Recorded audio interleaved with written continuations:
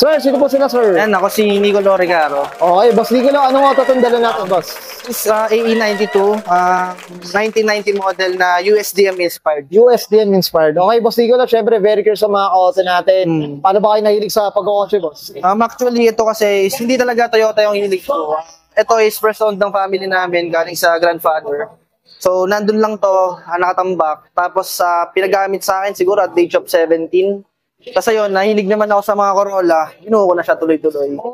Parang ito, ano ba? Parang nung nag-aaral ka pa lang, ito na auto? Oo, nag-aaral pa lang ako. Grabe, no? So, hanggang ngayon, parang daily use pa rin tong auto, no? Tama ba, boss? Tama, boss. Ano, ayos to, boss. Siyempre, boss Nicolo, dito sa auto culture, kailangan makita natin interior, exterior, Okay. engine. Okay lang, boss? Okay lang, boss. So, tara, check natin.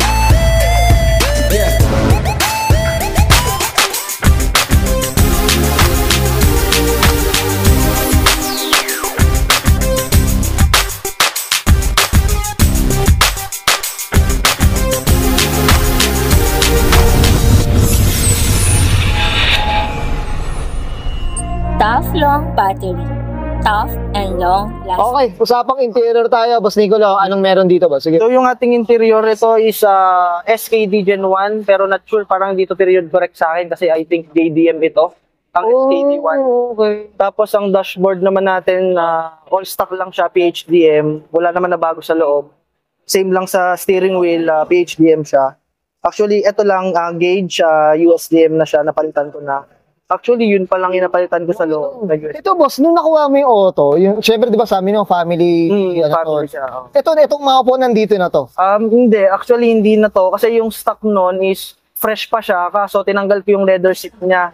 Then, after ilang years sa pabayaan, kasi nasa Manila ako nagpunit-punit yung stock seats niya. So, nagpalit ako ng SKD Gen 1 para medyo bagay sa interior natin na gray. Oh, pero ang ganda ng ano, boss, sariwa to.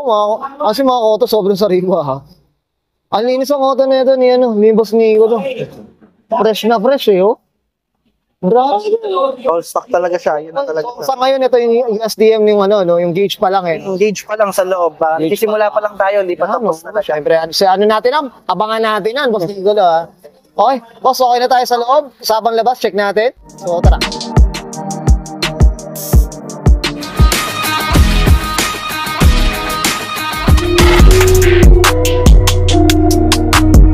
Okay, usapang exterior tayo, boss Nicolo. Anong meron dito, boss? So yun, palit na tayo ng headlights, corner lights, USDM na sila. Also yung grill, tsaka bumpers. Ayun. US, ano to? US rin talaga to. US na yan talaga, US version na siya. DX siya, DX. Tsaka yung ilaw mo, ano pala, no? Clear pala, no? Clear siya. Nakuha mo, clear to. Clear talaga, nakuha. Okay. Pati itong signal light sa bumper, no? Oo. Oo. Kasi parang pagkakalam ko na parang orange, eh, no? Karamihan. Merong version, hindi ko actually pa yung masyadong kabisado. Okay. Pang saan talaga yung orange siya, tsaka yung clear. Oo, pero ang ganda ng clear, ba? Clear na yan, eh. Ganda. Bogi, ba?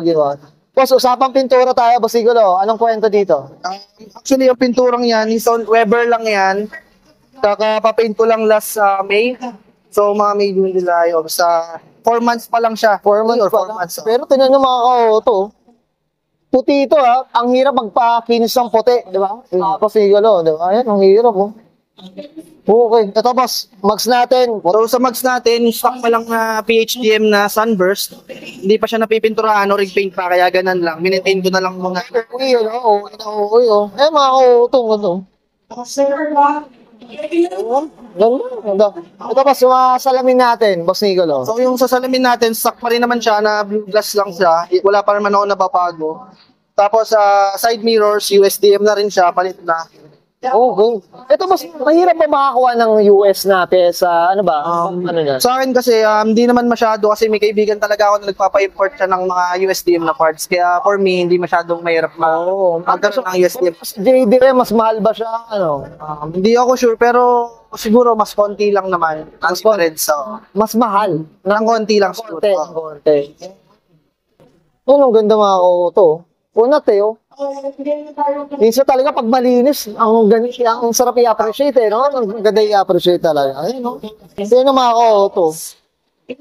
yung USDM doors natin, palit na to, hindi na siya stock. Meron siyang impact beam dito. Hindi kasi makikita kasi meron tayo sa meron siyang impact beam yung apat na pinaka.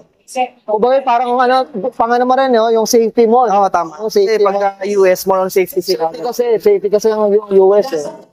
Mga kano eh, ganun mga kano, mga auto. Okay yan, no? Sige, boss, dito sa likod ito, meron ka na rin. Tapos itong ating rear side markers, pang US talaga siya, meron na tayo niyan. Yan, no? Yan, Toyota pala. Ito. Ito, napapailaw to. Napapailaw po yan. Ilaw talaga. Ilaw siya. Oo, ito. Ito, boss, ito, mga gito, speaker. Ito, stock na to. Stock lang yan, PHDM yan talaga siya. Hindi ko pa naman pinapalpan.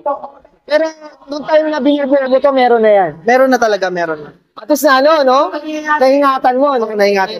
Na-maintain pa natin. Ang ganda mga ka-auto, ang linis. Papa ko dito. Dito sa likod naman. Tapos ayan, kung makikita nyo, meron din tayong USDM na taillights. Tapos USDM rear bumper din. Meron din siyang impact beam sa loob.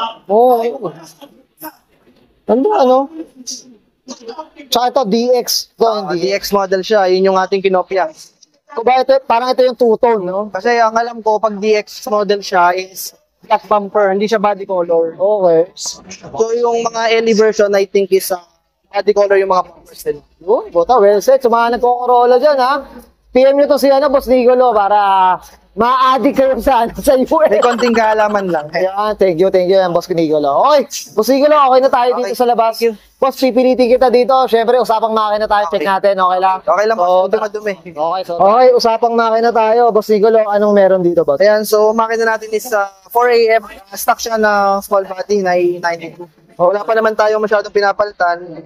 Medyo malinis kasi hindi na malinis. Oo, kumbaga, answer mga auto, pinilit natin si Boss Nicolo. So, curious rin ako, anong ba makina na itong, ano na eh, itong Corolla na mismo. Ayan, no? Ito boss, ano siya? 1.6. 1.6. Pero ito, carb pa to. Carb type pa po yan. Carb type pa po. Pero boss, sa maintenance ba, hindi ba mahirap? Carb type pa to? Ano ba? Actually, sabi nila, pagka carb type, mas madali daw ayusin compared sa mga EFI. Kasi di ba, pag EFI, medyo mahal. Oo. So, carb type, medyo madali naman makahanap ng replacement carbs. Ito parang cleaning ka lang dito. Or cleaning lang, Maintenance lang talaga, mga auto. Ito boss, long drive mo pa. Nalolong drive ko naman. Saka ito, araw-araw mo gamit. Ano? Talagang Pandaily natin. Pandaily na to, batak mo. Subok na. Okay. Boss Nico na, okay na tayo dito, boss? Ayan, thank you. Okay yan, guys. Nakita natin interior, search engine bay. Siyempre, usapang USDM inspired. Dito kay Boss Nicolo Ricaro. Boss Nicolo, siyempre, shoutout na tayo, boss. Give Okay, shoutout sa family ko and sa restaurant namin sa San Pablo City, Laguna. Holy Birria, Mexican team siya. Tapos shoutout sa tumulong sa akin sa pagbuo ng auto, si Boss Terny Santinito. O sa grupo namin na Kampon ng Kano. Diyos ko, anong pangalan ba? Anong pangalan? Kampon ng Kano. Kampon ng Kano. Ito mga Amerikano, itong mga tao na to. Boss Nicolo, okay na ba? Okay, thank you boss. Thank you. Okay, so guys, Brian ko na and Sir Nicolo Ricaro, Pascal 1990, Toyota Corolla, usapang A92, usapang USDM inspired, and this is Auto Culture.